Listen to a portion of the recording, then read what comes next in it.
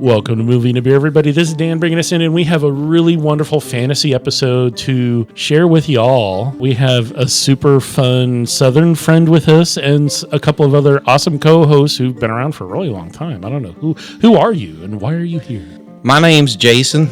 I'm from North Carolina, and I like pickles baseball. Yes, you do. Hi, this is Blake. I'm your Dragons movie expert. Did you guys know in Reign of Fire, Christian Bale and Matthew McConaughey started across from each other? Did they really? Yeah.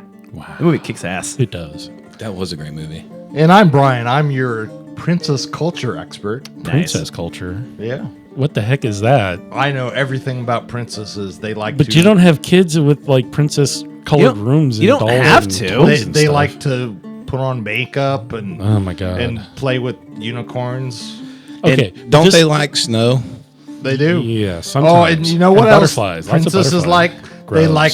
Yeah, they like glow-in-the-dark grubs. Yes, they do. We're going to laugh about that a bit.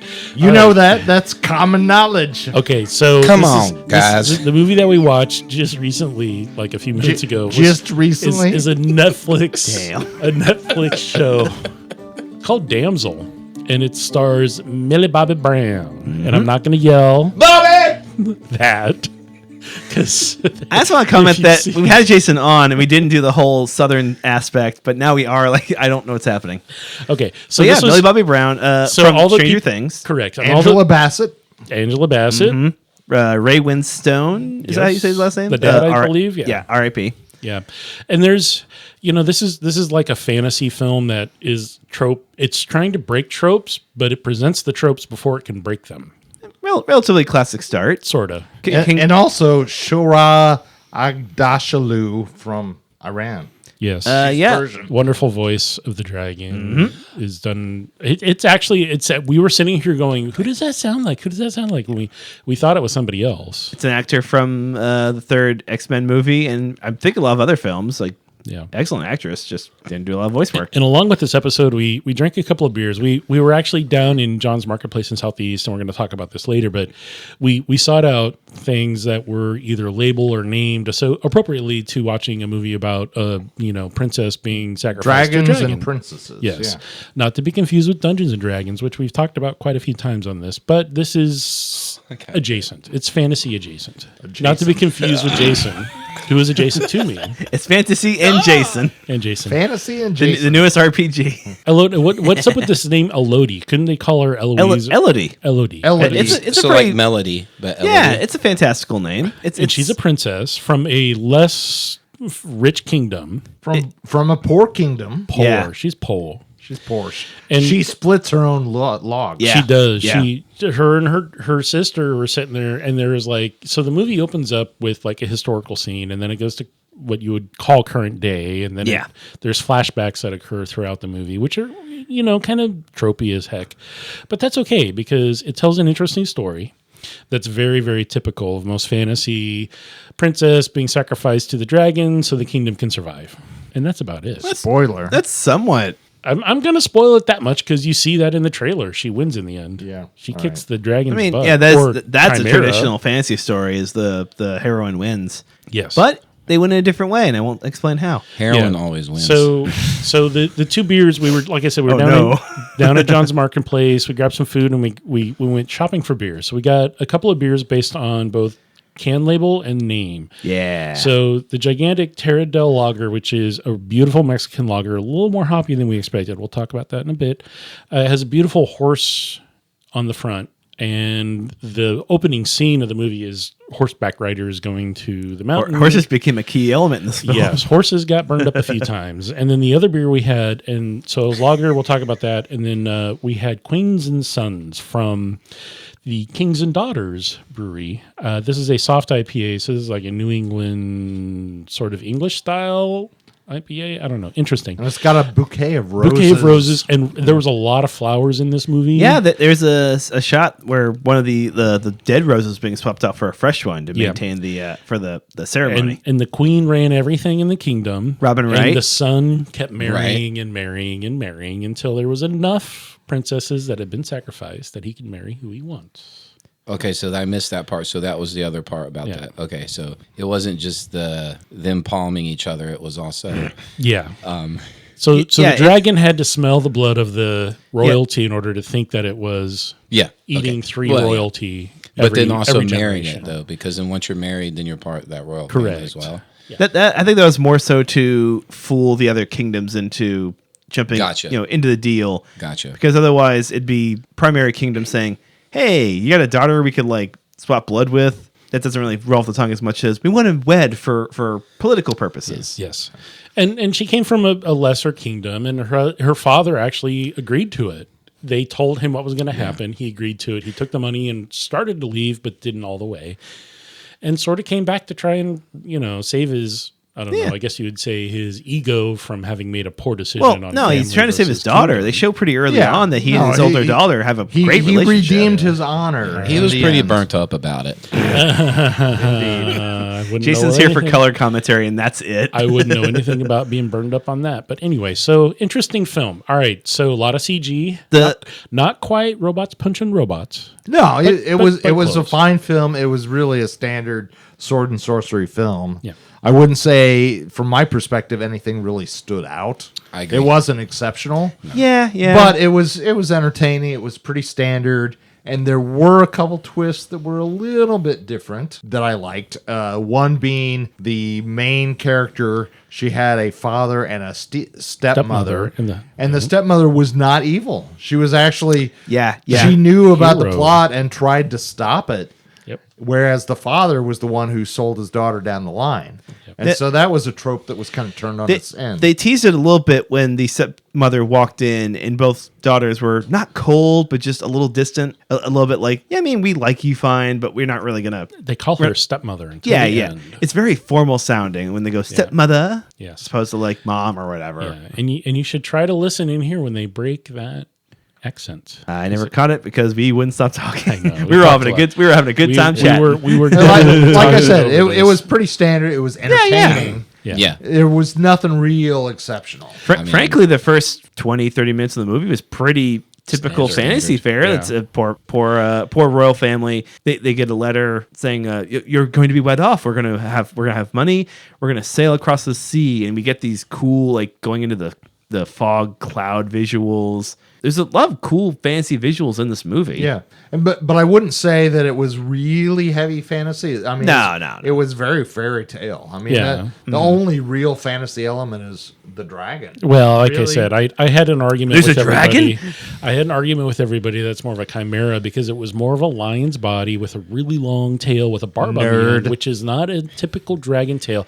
Dragon tails typically aren't smooth like a snake. And this one is smooth like a snake as far as when you look at the body type and how it looked like a lion with a dragon face. Dragon design was really cool. I'm saying dragon because IMDb puts the voice actor's name that we tried to say earlier as dragon. Okay. Well, I mean, maybe that's its name. It's a chimera named Dragon. I don't know. Like a boy named Sue. Correct. It could be, and that's how she was able to stay alive. By fooling everyone. Ooh, sneaky. It's all about lies. And the whole story is based on lies. The intro we get is only half the story, which I thought was a nice little take. You see the classic knights and the king going after the dragon, and then you cut to the present day, like, whoa, what happened? Yeah. And you find out later, okay, something you didn't expect to happen. Your kind actually are really bad. But and she's like, well, I'm being sacrificed by my kind for no good reason. There wasn't really a lot of fantasy elements other than the main dragon, right? I mean, there was no magic. There was no trolls. Other than glowing grass. I looked that up. No Pegasus, nothing. That's true. That is correct. Yeah, there's no fireballs flying around. There's no statues coming to life. Just a giant, sort of scaly, chimera-furred, dragon-tailed monster thing running around. That's a little fantastical, and the glowworms are actually based on a species found in New Zealand. I was looking through the trivia and saw that. That's kind of fun. Yeah, we couldn't figure out where this was being filmed. We're like, well, the castle looks like Spain, but I was like, that countryside and those mountains in the distance look a lot like New Zealand. I was like, there's Hobbiton right over there. Google. Huh, New Jersey, weird. Yeah, I know, right? It's on the CG. turnpike. This is like not all. It's a lot of CG though. there's a few outdoor I don't scenes think that there's as aren't. much as you. I mean, the dragon, obviously. Yeah. But, like the caves, I think were an actual set for the most part. She was climbing around on something. It's CG all over. But she climbed up. I was like, we're gonna. All right, the crystal. The crystal hole. The crystal hole. Yes, That's not what we call it. that's what We're that's not what gonna we call it. that. You call it something else. Because we're not going to bleep it out. Because we're No. not going to call it that. well, I mean, Dan has to do all Could the say work it to bleep it out. differently. Well, All right, like so- the icicles that she was Drinking from. drinking from, that was CG. Yeah. Had to What? I'm kidding. And the dragon? Was the dragon CG? Okay, so Only due to PETA rules, you can't get a real dragon these days. correct. It's cruel. Especially when it burns horses and things. But it wasn't a dragon. Can we? Jim Henson is dead. It's not a Yes, puppet. It's not a puppet. We were talking about Or a Muppet. I mentioned like the visuals earlier and talked about the dragon a lot. Can we talk about the dragon's fire? I was going to say, I was just about to say, I was like, okay, so Dan it was more hit like us. spit. Not breathing fire, but Yeah. spit that was like napalm that would Yeah, catch yeah. anything it touches on fire. It has the typical fire spray, but you see like molten chunks rolling off Yeah. and stuff. It was a really cool visual effect. Yeah, and I would say that CG was very well done. I mean, they had to like green screen like a flamethrower and everything to make that work. It was pretty More impressive. than that. Well, one guy had a flamethrower, the other guy had like a napalm sprayer. Yeah, all But- over the place. He was spraying all right. But I was noticing that because like in come Rain of, on, guys. because like in Rain of Fire, there's trivia about how their dragons they just spray like a Liquid. an aerosol. No, Yeah. like an aerosol gas. Yeah. Or no, sorry, Yeah, you're yeah. right. Like a liquid, and then they have a gland that lights fire, and that's how they spray. Yes. Because their whole thing was we're gonna make dragons realistic. But then the movie's like taking it a little seriously, but this is still fun. Matthew McConaughey's jumping off a tank, axing a dragon in the head. Yes. Or was shooting cool. it when it's Yeah. Yeah. So she tried that. She tried to stab Yeah, it that while it was was breathing and cool. then dropped in the water as it blew her away. And it's like she only got burned a little bit. And I was like, that's like straight up napalm on you. You're gonna just die. But she fell in the healing water. It's the fine. healing water, yes. The Which drug was water. established, which is less of Yeah, it was. a sin than most movies do, where it was just, oh hey, Deus Ex heal water. Heal water. Yeah, no, it's like so Lazarus there's these pit. weird they were larvae that would turn into a butterfly. That's kind of like moths that would turn into a butterfly, but they didn't. Yeah. As far as I could tell, they weren't like They were, cocoons they and were stuff. glow in the dark grubs. Yeah. They were CGs. kinda slimy. Cave grubs. kind of Cave cave grubs, grubs. Yeah. We're going to just leave it at that. Jason, Yes. you are fairly new to the D&D genre, but you are not new to anime or cartoons or a lot of fantasy stuff. So Yeah. Or cave grubs. Or the cave concept grubs. of film. or the films in general. I know you've seen a lot as a guest host. Despite what coming were from your- North Carolina, you've seen a few movies. yeah. Yep, been cave Them moving spelunking. pictures. Cave spelunking. So, have you been cave spelunking out east in where you're from? Was that cave realistic from what you could tell? Or was it fake? It is fake. I mean, there's nothing real about that. It was all CG. It was a cool looking cave, but like even like down to the icicles. 'Cause at one point, I didn't even know what the heck they were. And she was just looking up and letting Stuff drip into her face. Drip. It's like I didn't mean it. I she didn't swallowed. Right. I didn't mean to go there, but I couldn't help it. And So then now we have to figure out if Dan's gonna bleep that. No. But when you see that come down, like that was like Brian, I think you called it out. It was that coming like down totally all right. CG. It was totally Yeah. CG. And like I did like the orifice that had a lot of Sharp things. in sharp it. things in it. The Crystals. crystals. Yeah, Crystals. thank you. The And- crystal cavern. And those like I really appreciated that. I thought it was gorgeous actually. Like it looked really cool. But I mean, at the end of the day, it's like Damsel, and I was like, damn. Damn, damsel.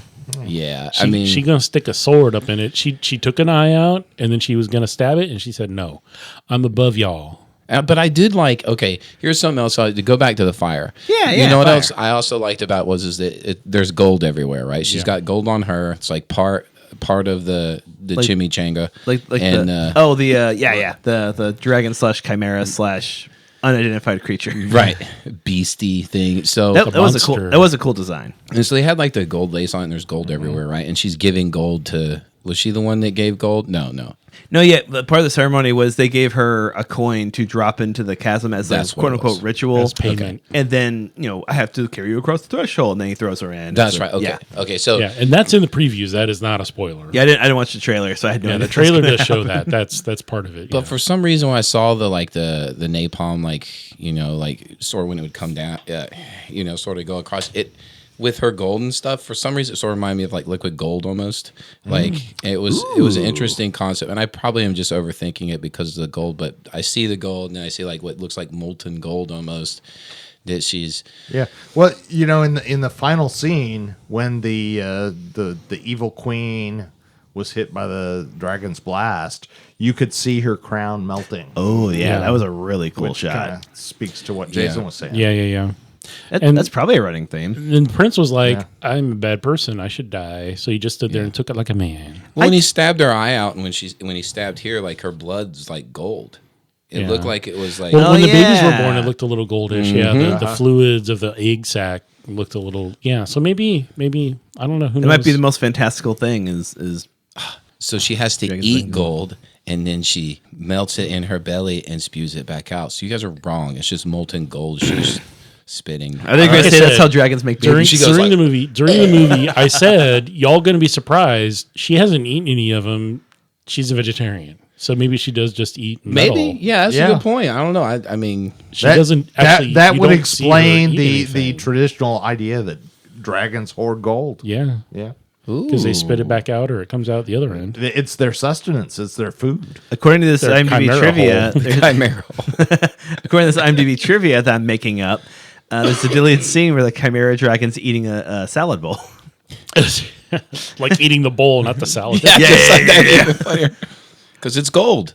Wooden blade wood, crunch, All right. crunch, crunch. All right, armor. There's multiple scenes where dudes are in armor, or you see armor plate, like plate armor, and It didn't do much good against that claw. Didn't do much good against the claw or the breath. But it made for a good visual of being like empty and dusty and like tossed aside. It felt like some of this. I felt like I was watching a Skyrim movie. Yeah, I have a question for Brian here, who's probably the only one of us here that has actually worn armor, like So Yeah. Jason will answer fairly it. legit armor.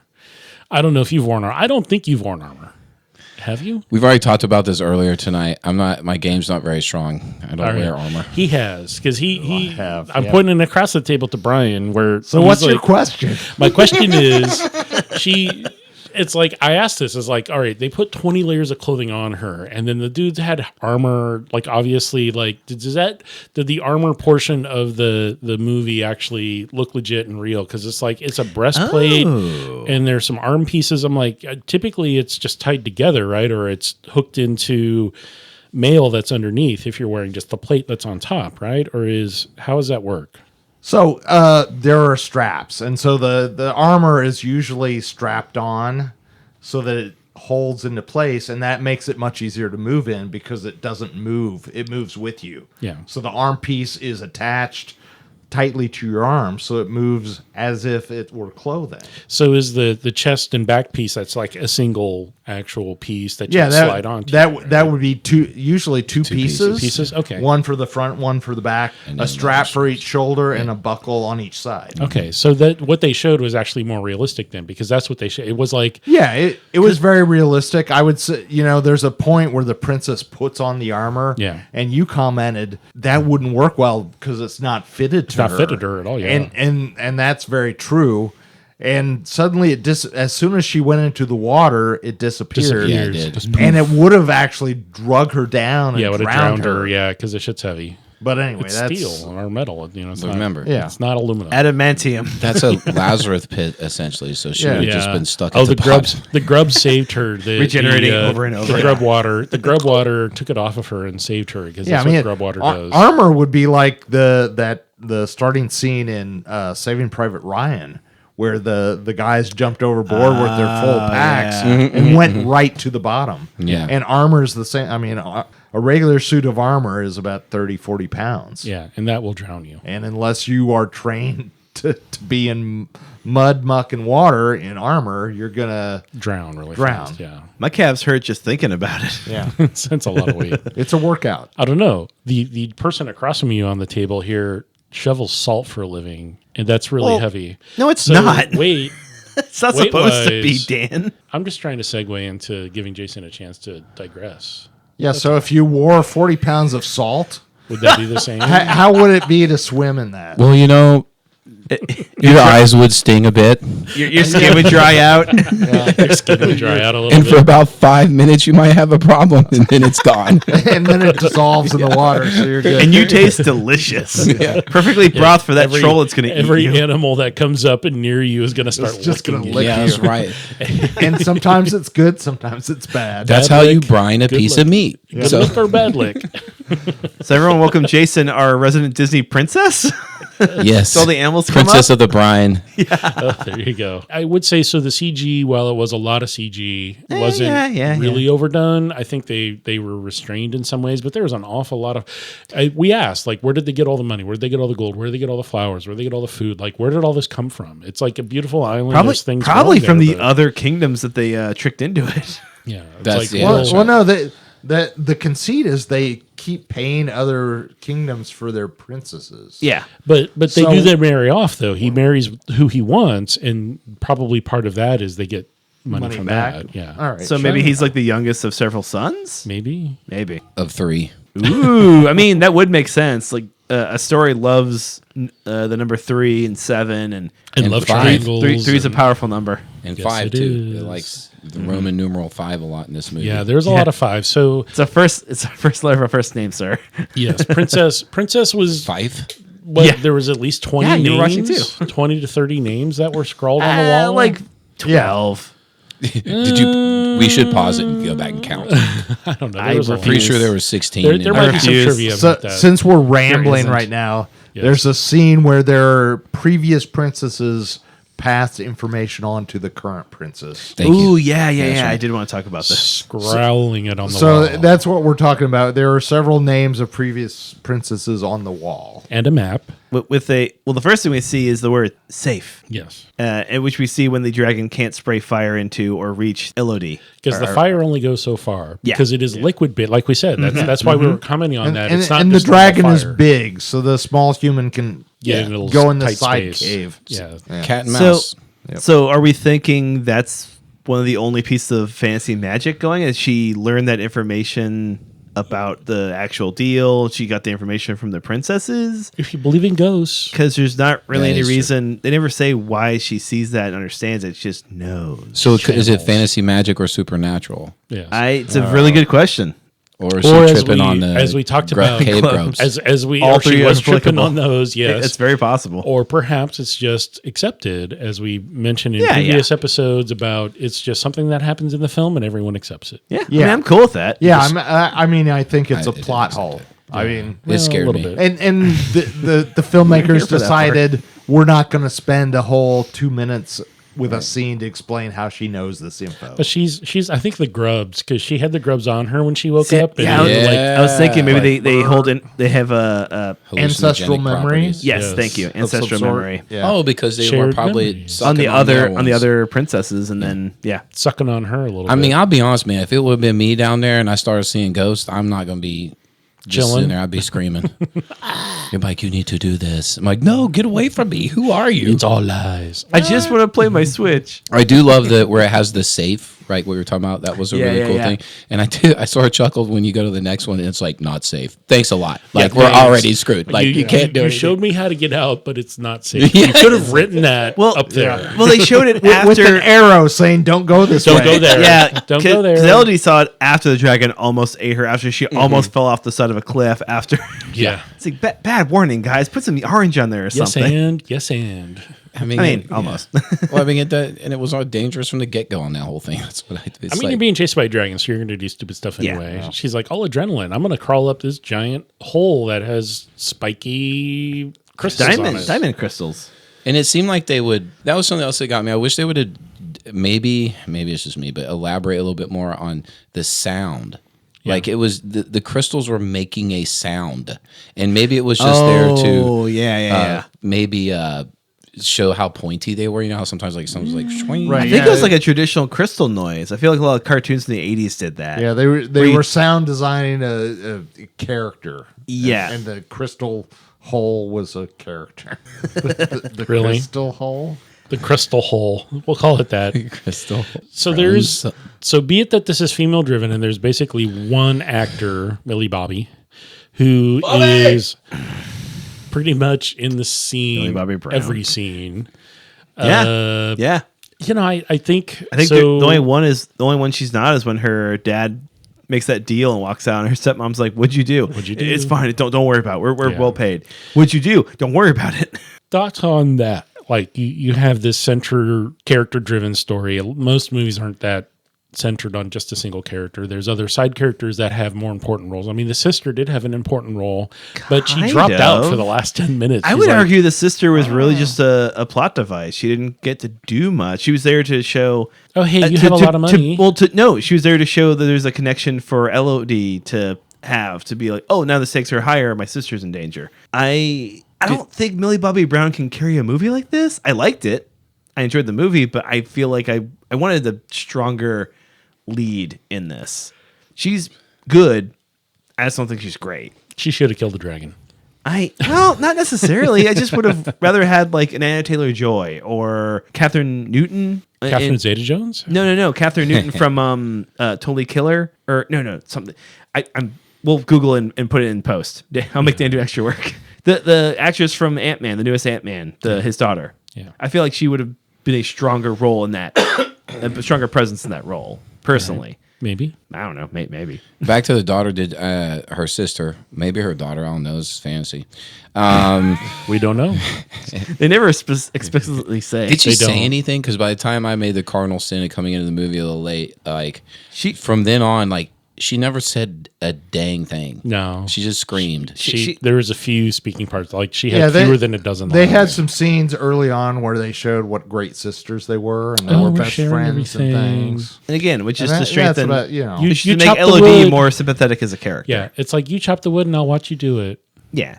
And she Instead of kept, helping. when they went to the nice kingdom, she kept going, "Oh, it's so nice here. Oh, this is so Oh, nice." and the it's so stepmother- exciting! You're getting married. Yeah, and the that stepmother's character. The stepmother's like, stop touching everything. Yeah. So could you say that maybe she was the damsel? Whoa. Did the princess that got thrown in have an Adam's apple? What? I mean, I when didn't see one, but I don't trach shave. What? Elodie, when she was climbing up those things, man, she had some man arms going up there. I'm telling you, sun's out, guns out. Satan's butthole. You can go ahead and bleep that out now. Yeah, this is all going to get cut out. It's Right, okay. that's the Dan's just reason going to why cut the I word said it. Satan. Anyway, I'm sorry, Brian. We're digressing. Yes, Hey, it's all good. we're getting way off. Would course you with this agree, episode. Brian, that you'd want a different presence as the lead or change the movie plot at all? All right, this film seemed to be an attempt. I wouldn't say it's a feminist film, but I would say it's a female forward film. I'd agree with that. Agreed, yeah. Barbie? I mean, especially That's a since, feminist film. since the end was the protagonist making a pact with the wronged female dragon. Yeah. We're going to go screw some stuff up together. Right. I wouldn't say it's a feminist film. I would say that it's got a film with strong feminist female leads. Yep. Right. And it's called Damsel, right? Like It's called Damsel. Yeah, you nailed it, Jason. And again, But to Blake's point, the protagonist is pretty much. I mean, she's not your typical hero.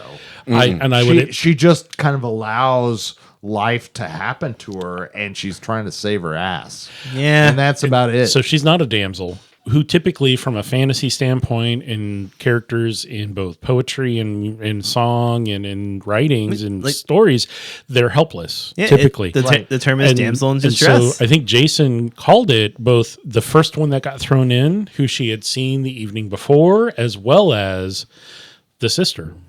Those were the damsels. She wasn't the damsel. She, No. like I said, she could handle herself and knew how to. well, she correct the took situation. control of her Destiny. destiny, yeah.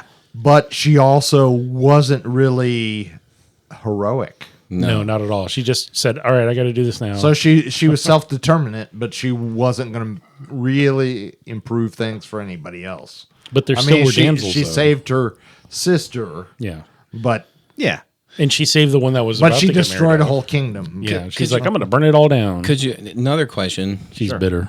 is for anybody is like, and maybe I'm taking too much liberties with the word damsel, but if we're talking about it's a woman forward film, right? And that's why I was like, well, it's called Damsel, not to be, But my point is like they flipped that around too, and it's about a movie that's flipping the tropes or trying to. Yeah. So why couldn't the dragon be the damsel? Because that's the one that's been lied, manipulated to. They've tried to come after her, and it's not the stereotypical trope of like a damsel in distress. There's not damsel in distress.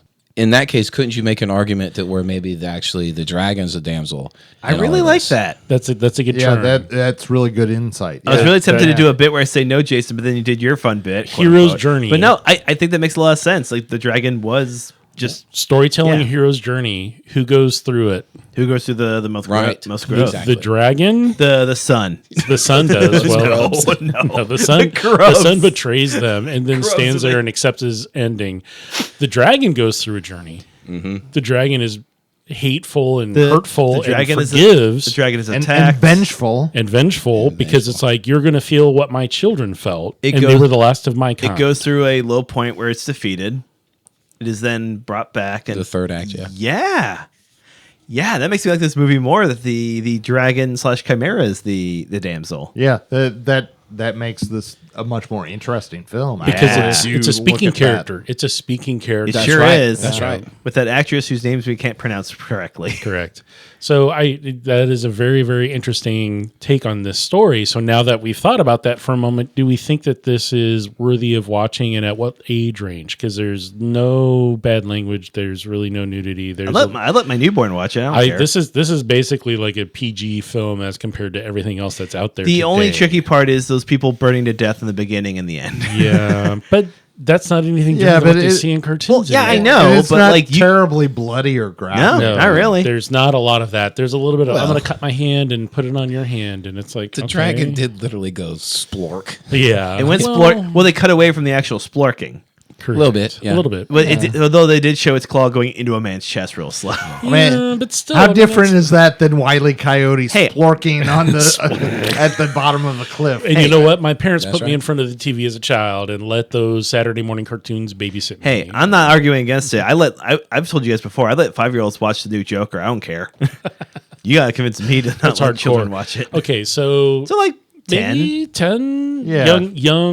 young adult appropriate. Any child who's kind of into fantasy and can handle Jurassic Park, I'd say let them watch it. Well, I'll tell you what, Jurassic Park ruined my brother. When he saw it on the big screen, that scared the hell out of him. But he was young. Because that lawyer got eaten, he's like, I don't want to go into law anymore. yeah. Couldn't ride in a Jeep anymore. He couldn't no Jeeps from beep me. beep. Panic attack. Yeah. So, interesting film, Unfortunately, interesting CG. not a lot of drinking happening in this No movie. drinking, none. Fortunately, Uh, we did enough be for sober. them. We had some before, during, and now after. We're enjoying a little bit of imbibement. I think we really should. I think approve this for all ages because this is one of those weird. It's like kind Woke of not a ages. child's film, but if they're interested in fantasy, because we have friends who have pretty good 8 to intro. 10-year-olds Yeah. who would just love this film because Yeah. it empowers the girl to We take know- control of her situation. We know and one fight who would back. root for the dragon the whole time. Yes, Yeah. and she does, and the dragon and wins out in the end. with Which is Jason's good, but- insight, I think that would be perfect for her. Yeah, I haven't read anything about that being the actual case, but I think that is a really Really intelligent, fascinating. Yeah. really good insight. And thank you for joining us for this episode to give us that insight, because otherwise we'd just be spewing whatever.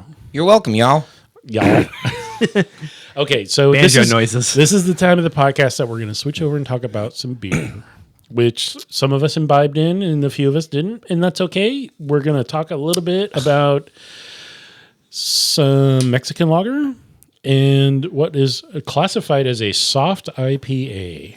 We purchased these down at John's Marketplace in Southeast Portland. Props to them for having a great selection of rotating regional and local stuff. And the food carts are incredible. Yeah, we had some wonderful food before, and then some beers on draft, and then we picked out some beers and came home, and we had some wonderful, wonderful experience with these canned beers, both from local breweries. Gigantic was the first one, and Gigantic is known for really big IPAs, thus the name. And they also have a really good reputation for bringing in local artists to do the can art as well as posters and things for them. I forgot about that. It changes. Every label is a different artist. Their art's incredible. So it's always a little bit different. And when we're walking around looking for like, hey, we need a can to go with the princess. Oh, that's like someone on a beautiful looking horse. You don't really see the face. It looks kind of like a sombrero and a. I like the G spot right here. Yeah. It's a really, really, really interesting can.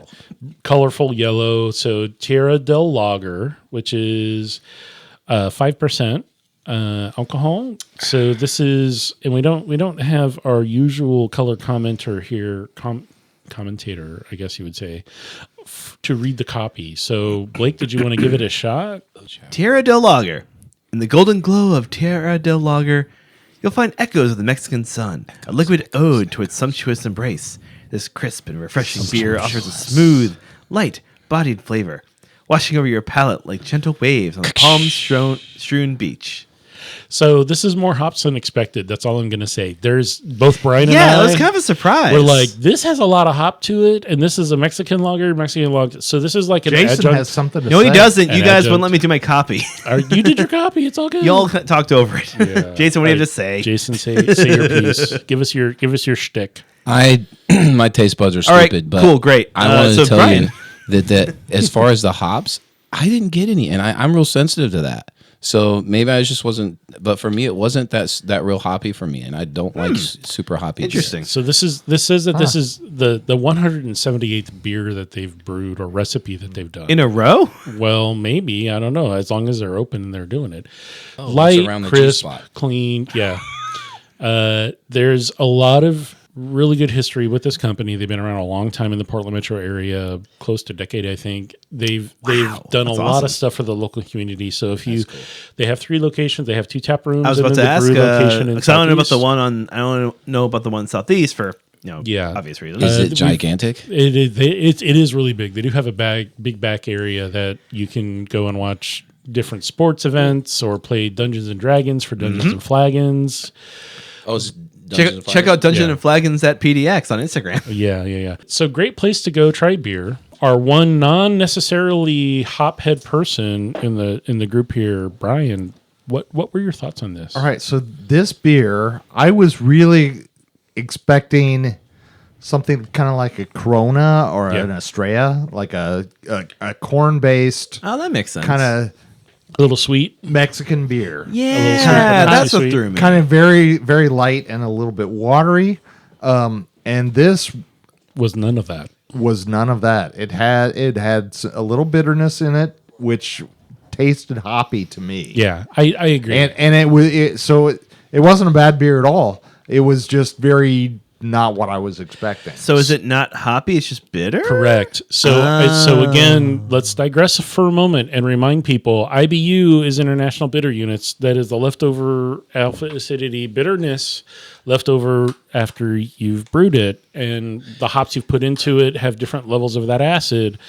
So they might have used a really strong non-flavored bitter, so the C hops, as I say, there's 4 or 5 C hops out there that are over 10% or 10 on the alpha. So the alpha acidity, anything above 20, you're not going to taste anyway. It's just bitterness. It's just straight on your tongue, hit bitter. So below that's actual flavor. Correct. Anything below that is going to give you a little bit of flavor. And Jason is going to enjoy the next one here in a moment. What cool timing. I know, right? Again, they probably dumped a C hop or something that doesn't have a lot of flavor, but a lot of bitterness on this. There's a weird trend right now for what's called West Coast Pilsner, which is an over-hopped Pilsner, and everyone here shaking their head like, I hate that stuff. Jason 'cause looks it's beside himself. unpleasant. This would be an introduction beer to that style. So it's a lager Interesting. that has a little bit of hop bitterness to it, but it's not flavored bitter. It's just bitterness. Yeah. So that's the difference. So you would say this is, I'm not doing a bit here. You would say this is a starter beer. This would be a starter beer for those looking to get into bitter hops. That's Nice. because it got me into it. because Yeah. it didn't affect me at all. All right, so good beer. The second beer. That- well, Anyone have anything first- to add before we move on? How did Brian. people feel like this went with the film? Thank you. I didn't mind it at all. It was a little bitter. It was a nice, easy drinker. It didn't distract from the film. I would have liked the stout better for the beginning. We drank this at the start. I don't think it really went with it. I liked it. I probably would have liked it better with like Corona. I would have liked this beer better with like Dazed and Confused or like Ferris Bueller's Day Off, some kind of like summery kind of school movie. It went okay with the film, I guess. Softer, almost like a comedy, not so. Yeah. Yeah. But still good. Good input. I'm gonna buy it in the future. Yeah, It is a seriously. good gigantic beer. I think it's a seasonal. I don't know how long it's going to be around because they rotate through their beers. Time to buy 'em all. Their core beers, they only have a few of those, and everything else just rotates a lot, which is great because then they're always something new and fun. Yeah. Check them out if you haven't been to a gigantic location. If you're in the Portland metro area, if you can get them here on the West Coast or in the Northwest area, please seek them out. Good beer. Moving on. Speaking of new and different beer. New and different. So Kings and Daughters Brewery. So this is a brewery that the brewer is producing his beer here in the metro area. Him and his wife lived in England for a short period of time, and a lot of their beers are based off of things they experienced while in England, including this one. Kings and Daughters, the reason it's named that is because he has a daughter, and she's a wonderful person, and is really into kind of that kind of stuff. And so Kings and Daughters. I mean, it just makes sense. But this beer is a soft IPA called Queens and Sons. Now, I didn't know that the Queen and the Sun were going to have such a specific role in this movie. Yeah, that was a surprise. I mean, the name of the movie is Damsel. We It see Millie does. Bobby Brown running around. We don't know about the Queen and the Sun. The Queen and the Sun are the role players. There's no king. There's no king there visible at all on the kingdom. It's just the Queen and the Sun that are being You married see him off. once, and he's barely even a character. Yeah. No lines. And there's a lot of roses, and there's a lot of roses on the label, and I had seen that in the previews. Oh, there's flowers, so let's get some. And it's Kings and Daughters, Right, And, yeah. and, So thematically, this matched the film really well. really, really closely. Yeah, I'd like to say too that you just said that, and I realized that all the males in this film are not even really. They're supporting actors. They're not even. Right. There's no major role. There's no major role. Well, I mean, and that's kind of flipping the trope also. Exactly. yeah. Oh, yeah. Because most of the time the women fade into the background. Exactly. Yeah, even the dragon's voice by a woman voice actor. That's cool. Yeah, I love that. Now, as far as the style, so this is. Do you want the copy before that? Because there's a lot of copy on There's this. a lot. I have it in front of me. I can cut it in so- half if you want. No, if you feel like reading, there's a couple of really kind of long paragraphs here. Feel free if you want to read it. I'll cut off when it makes sense. Queens and Sons is inspired by the pulp culture we experienced while living in England, as well as by our love for modern IPAs. We enjoyed nothing more than a weekend connecting with each other and the culture of the English countryside. That's pretty good. Yeah, these It days covers- often led to spending time I in walled would read gardens, the last couple sentences. where the kids would gather ragtag bouquets for us, or to long walks through the woodlands, pillowy through mouth setting feel. ourselves under a canopy of leafy trees in the warm months, or indoors by the fire in a cooler month, at the Fiery Pub, or at our favorite pub. We created our soft IPA with rituals of connection and culture in mind, which is exactly what this movie was about. Turns out rituals. it's full in flavor, pillowy mouthfeel, complexity, and sessionable drinkability. Queens and Sons is ideal for any season in any session. So this is classified as so when they say soft IPA, it's actually Yeah, Noted- Fill us noted- in because I had a lot of questions at the Yeah. place. Like, well, what is a soft what does IPA? that mean? Sorry for cutting you off. Yeah, no. So penalty. from what I've read online about this beer, so this is a New England style, but more England than new. So it's hazy in color. It has a little bit of that hazy mouthfeel, but the hops are more reserved. It was a pretty gentle beer. It was Soft. Yeah. exactly. That's the perfect word for it. I mean, they don't really do IPAs in England that often, do they? They typically stick to. If they have them, they're softer. They're not going to be hop forward. So we think IPA, we think American IPA, which is always super, super piney or super citrusy or very strong forward super flavor. Aggressive flavors. Like America. That hit your tongue really hard. This is soft and rounded. So this is, from like somebody who's made IPAs, both in the English tradition and American tradition. It's very, very common to say, hey, it's apples and oranges. It's not apples to apples or types of apples because the flavor profile is so different. It hits your tongue so differently. It is yes, there are hops and there's a little bitterness. There is bitterness to it, but again, this has, while it might even be like 60 IBU, it's not sharp. It doesn't have that forward, and the malt body is not super hard and big and thick. It's a kind of a crackery, white bready. It's there. It soaks it up. It supports it. Yeah. Dan, I don't know if you know this. To me, it was really floral. Yeah, that's flavors. interesting. Yeah. Oh yeah. We talked about it. It tastes like like roses. I don't think that was like subconscious. I mean, what did you call it? It was roses to me, hammered with hops. Yeah, it tasted like somebody put a bunch of roses on the bed, threw some hops on it. I slept on it, and then they brewed it from the sheets. Come on, Brian. Yeah. Oh, we're drinking Brian beer. Oh no. Oh, no. Exactly. Nobody wants that. That's could be a poor seller. I love you, buddy. Unless you're on the front of the can, that would make more sense. Yeah, it's just 2 thumbs up, and you're going to be like, "Hey!" I was kind of hoping he'd be laying on the bed of flowers, Correct. A hop in his teeth. So Brian's bed beer. I would say Triple B. Hey, Dan, you have the name for your next homebrew. I know. There's a lot to be said as he shuts his tablet for a company that's local, that doesn't have a brew pub, that only distributes in cans and kegs, is making a name for itself for some really consistent beer. And they're just expanding like the palate, the IPA palate. This is an IPA, but most people aren't used to that. And while years ago, this is definitely different than years ago, it was common to find Yeah, stuff totally. that would kind of push the envelope a little bit. Now it's like everyone's just hop forward and silliness. Like I said, the other one, this lager that was we thought was going to be a Mexican lager, doesn't taste like a Mexican lager. It tastes like a West Coast Pilsner, which is overhopped. It's going to have way more bitterness than it should. And it's like, is that a good thing or a bad thing? The first beer had more bitterness than the second one. Yeah. The second one had more hop flavor profile, but not bitterness. So again, we're gonna talk about that a little bit. Just because it's high in IBU doesn't mean it's going to taste bitter. Just because it's low in IBU doesn't mean it's not going to taste bitter. Right.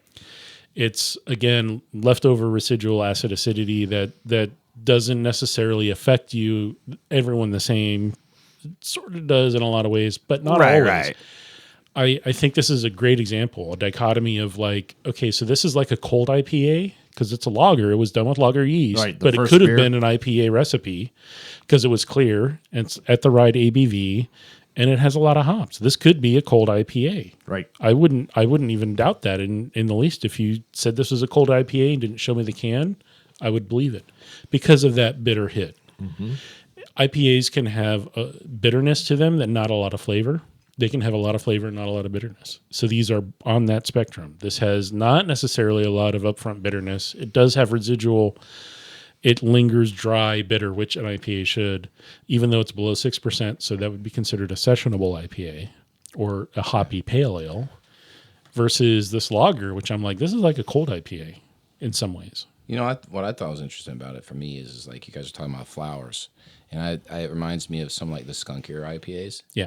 And it has like sort of that skunk feel to it, which is terrible. No, just kidding. It's actually still very palatable, but dank. Thank you. But I like to use skunky or skanky in this particular case because it's the queen in the sun, and it sort of works with that. You sort of get that sort of aftertaste or some of that taste in there. It's a good beer, but those are terrible human beings, and so in the movie, and not. No, all Queens and Sons are terrible. They are. They're all terrible. But and that was interesting to me because as I'm sipping on it now, because I didn't sip on it during the movie, it goes back. It's like, oh, okay, Queens and Sons, and you sort of, I know it wasn't intentional, but then you can really take this beer, and it sort of works that way. Yeah, it sort of does work. It does. That way. I think this was a really just serendipitous selection of beer out of the fridge at John's Marketplace, and it worked. Sometimes we get lucky. We do. I'd say it matched the movie better than the first beer, in my opinion. Oh yeah, much better. Yeah, I don't remember a lot yeah. about the aftertaste on either of these, but just for the flavor,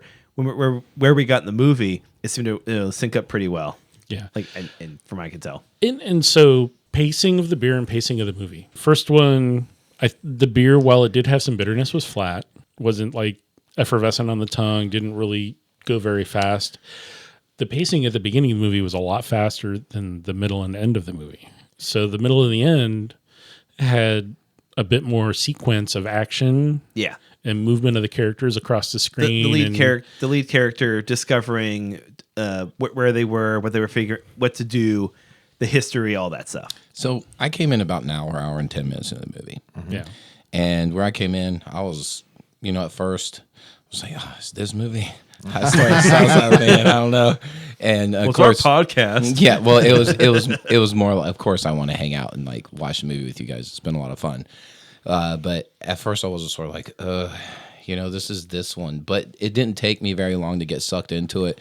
So my question is at that point, was the action just starting, or had it been going on for a while? It was slow. So that means for the first hour of that It was movie, slow. Yeah. it's like the first book of Game of Thrones. Speaking was- of that, Well, I mean, it's building It up was the slow. mystery. It has a couple of visual hints and some dialogue where you think things aren't what they seem.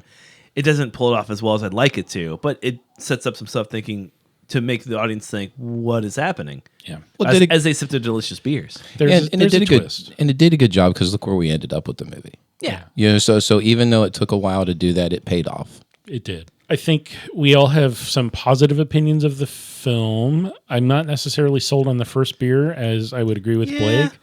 The second beer, a lot closer to the vibe and the simple fact that the visuals and the name match up pretty well, but it also tastes really generous towards a rounded approach that, hey, it doesn't distract from the film. I was able to watch and enjoy it and said, hey, I want another one. It's like, let's just keep going with this. If we get a chance to do the Tierra de Lager before out, we can try to watch a school comedy. It might work better with that. Maybe. Underdogs with Snoop Dogg. Go There you great go. with that. There you go. Yeah, perfect. We need more Snoop movies in our repertoire. We don't Yes, have any. there are. Longest yard. Any Let's other have Sandler. Any other thoughts on this? Was it too much CG or not enough CG? It was just a right amount of robots punching robots, which is a term we'll explain later because we've never explained it on the podcast. Yeah. I think until the end, the only part that I didn't like was the CG at the end because it was so clear it was in a studio. And the only point when she's on the ship, the lighting and everything, you could tell it was totally in a studio. Yeah. And in reality, it was a green screen within the tiger because tigers fly. And if you don't understand that, you need to check out my other podcast at Tigers Can Fly. But Check them out at tigerscanfly.org. yeah, you got to save the flying tigers. Like they're out. Is that a baseball team?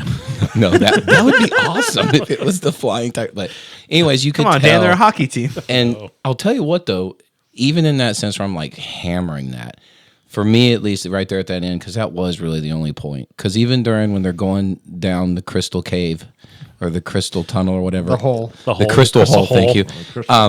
It looked The good. jagged hole. The crystal orifice. It looked good. Like the CGI was pretty Yeah, good. it was good. And this was not a film where there was so much going on the film you couldn't track the action. Right. Yeah. That's a good And point. that's my primary complaint. That's a good point. Yeah. Yeah, with too much some of CG. the- CG on CG is just lame. And this was actually characters in armor and in costume doing things against a green screen. I don't think their outfits up until the very end, the last scene where they're standing there and they all get blown away. What? Well, not the very, very end scene, but That's how we learned I didn't actually see the last 5 minutes of the movie. Like, what happened? Yeah, When the crown melted the and evil, stuff like that. then the crown melted and all that. I mean, that seemed incredibly fake. No, Robin Wright's a very method actor. She got burned to death. It's like Helen Mirren, Yeah. So. Her Right. method. Her last film was Damsel. Yes. Now, Brian, what By the her last, request. the last thing you said? Do you remember the last thing you said? Because for some reason, I can't remember. And you brought up something that was a really good point there. I hate CG when there's so much on the film on the screen you just can't follow the action. And you're taught like you're following the action, right? There's so many movies like it could have been easily done there where it's one of those things where all of a sudden you can't even discern what is what because of the CG and because of the action. Yeah, where you get and there's too much going on. And that's something we actually talk about a lot on this podcast. And we call it robots punching robots. Yeah. It's the Transformer movie thing where there's just so much going on. Yeah. Look, there's no story left. It's just action for action's sake. It's just a lot and of you can't gray follow it. It's a lot of gray and brown squares and rectangles and triangles moving around enough. You hear Peter Weller and the other voice, Hugo Weaving, I guess. He's going, and Ting Tong, clink. and then you have like something like Batman Begins or The Dark Knight, and I'm gonna bring it in where the action now. We're not talking audience, about CGI. if you're listening at home, playing the drinking game, Jason mentioned Batman in a non-Batman episode. Take a drink. So, but it goes back to the action point and somewhat the CGI, where you can do that and make it hectic and hard to follow. And it works at the same point. But that's in specific spots. But if the whole movie's that way, if you go on for a half hour with this, it doesn't really serve any story point. And you watch a movie to see a story. Exactly. You don't watch it to see a half hour of robots punching robots. So obviously, people fist flying. You hate all the Matrix movies, then, right? No, because they slow it down. That's a man punching a robot. They slow down. It's not fast. Come on, they're making a new one anyway. So we're digressing into something else. Yeah, we'll go into that some other time. When we watch the first guys. Matrix. This is all right. Anyone else have anything to add before we close this out? Because this has been a great episode. I think we've talked about some really interesting things. Yeah, this has been a Netflix production. Yeah, this film is average. Wasn't in the theater. It wasn't great, but it was okay. Yeah. I don't feel like I wasted 2 hours. I'll tell you what, I wouldn't mind watching it again with and I know it's not, I would say it's not a movie that you're going to watch a lot. And maybe you probably watch it once. But I recommend if you haven't seen the film to watch it with the idea that the damsel is the dragon. Yeah, yes. I like that. And I'd almost watch it again just to pick up on it because that'd be fun. There's a lot of cues that are in there that go by really quick that really probably support that idea. So, all right. Well, this is the time in the podcast that we're going to say adieu. All of the opinions expressed during the taping of this recording are those of the host. And, thank you for hanging out. If you don't hydrate, that dragon will probably toast you, right? Yeah, it's. I'm not going to do an Iranian accent, but just... hydrate. Yeah, you must drink and then fire lava spit. Yeah. As I almost knock my water over. And as always, thank you for hanging out and you're giving welcome, us a buddy. listen. And to my great friends here at the table, thanks for hanging out and drinking some beer and having some movie interaction because this is a lot of fun. Yeah. Always happy to watch a movie and drink some beer with my friends. Yes, I will. I'm excited to listen back to this and forget that Jason did that, so he gets to move this out. Beep. Like, what did he say? All right. Thanks for everyone. Thanks for listening. Take care. Thank you for everything. Bye. Bye.